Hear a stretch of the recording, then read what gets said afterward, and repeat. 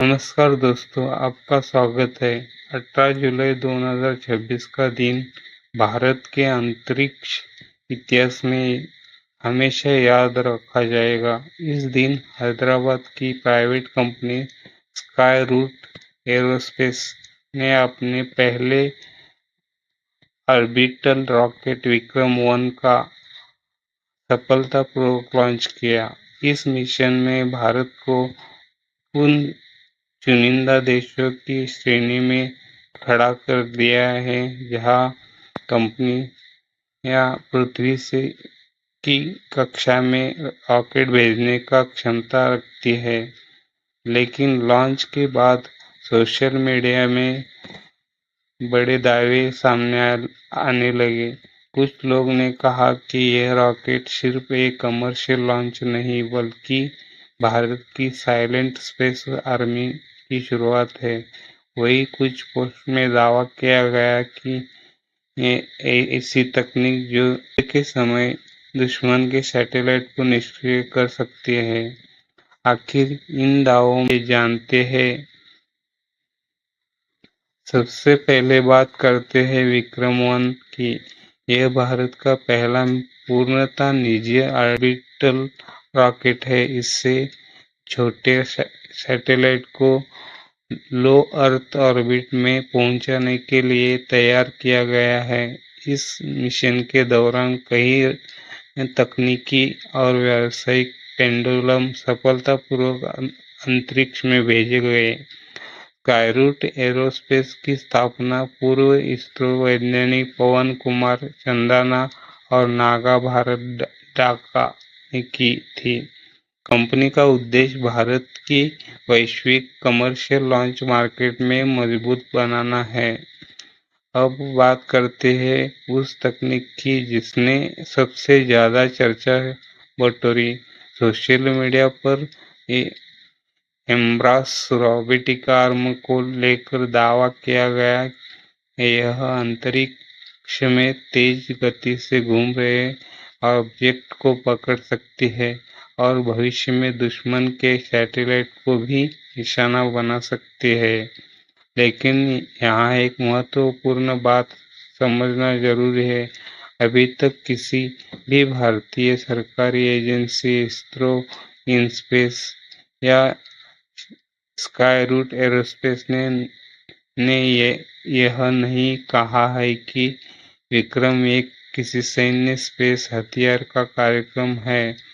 ऐसे दावों की सार्वजनिक पुष्टि उपलब्ध नहीं है, इसलिए इन्हें तथ्य नहीं बल्कि अटकलें माना जाना चाहिए।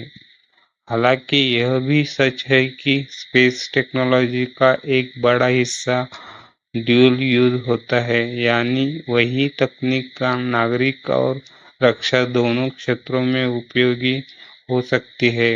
उदाहरण के लिए satellite high resolution imaging, navigation और स्पेस रोबोटिक्स जैसी तकनीकों को उपयोग वैज्ञानिक मिशनों के साथ राष्ट्रीय सुरक्षा में किया जा सकता है।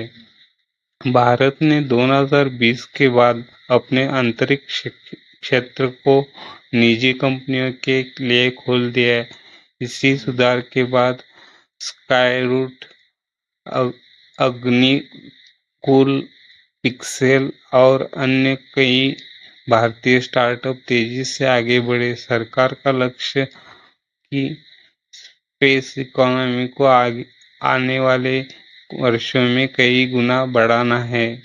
विक्रम-1 की सहायता यह दिखाती है कि भारत केवल सरकारी अंतरिक्ष कार्यक्रमों पर निर्भर नहीं है। निजी कंपनियां भी नई तकनीक विकसित कर रही है, जिनमें 3D प्रिंटेड इंजन, आधुनिक गाइडेंस सिस्टम और तेज लॉन्च क्षमता शामिल है। क्या इससे दुनिया में भारत की स्थिति मजबूत होगी? बिल्कुल। आज पूरी दुनिया में छोटे सैटेलाइट लॉन्च की मांग तेजी से बढ़ रही है। अगर भारतीय निजी कंपनियां कम लागत में और भरोसेमंद लॉन्च सेवा देती है तो वैश्विक बाजार में बड़ी भूमिका निभा सकती है। जहां पाकिस्तान और चीन की बात है, दोनों देश भारत की अंतरिक्ष प्रगति पर निश्चित रूप से नजर रखते हैं, लेकिन यह कहना कि विक्रम वन से उनकी सेना से डर गई या किसी देश के आधिकारिक रूप से ऐसी प्रतिक्रिया दी है, इसका कोई विश्वसनीय सार्वजनिक प्रमाण उपलब्ध नहीं है। दोस्तों, अंतरिक्ष अब केवल विज्ञान का क्षेत्र नहीं रहा, यहाँ अर्थव्यवस्था, संचार, मौसम, इंटरनेट, रक्षा और वैश्विक राजनीति का भी महत्वपूर्ण हिस्सा बन चुका है। इसलिए भारत की हर नई उपलब्धि दुनिया का ध्यान आकर्षित करती है। अंत में इतना ही कि विक्रम वन भारत की निजी अंतरिक्ष यान का एक ऐतिहासिक कदम है। यह मिशन भारत की तकनीकी क्षमता, युवाओं के नवाचार और भविष्य की संभावनाओं का प्रतीक है। आने वाले वर्षों में ऐसे और मिशन भारत को वैश्विक स्पेस पावर बनने की दिशा में आगे ले जा सकते हैं। अगर आपको यह जानकारी पसंद आई हो, वीडियो को लाइक करें, चैनल को सब्सक्राइब करें और कमेंट करके बताइए कि क्यों आपको लगता है कि भारत आने वाले समय में दुनिया की सबसे बड़ी स्पेस शक्तियों में शामिल होगा। धन्यवाद, मिलते हैं अगली वीडियो में।